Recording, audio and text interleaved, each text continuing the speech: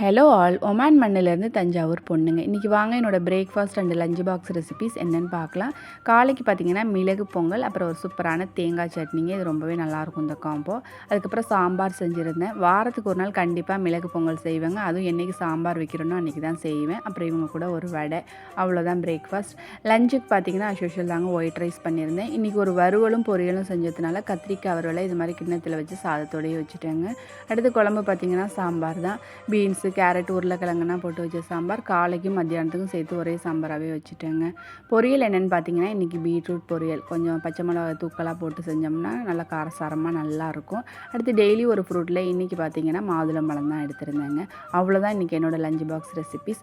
சுத்தம் சோறு போடுன்னு சொல்லுவாங்கங்க. சோறு போடுமா என்னன்னு தெரியல.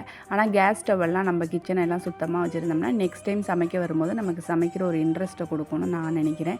நீங்கள் என்ன நினைக்கிறீங்கன்னு மறக்காமல் கமெண்ட் செக்ஷனில் சொல்லுங்கள்.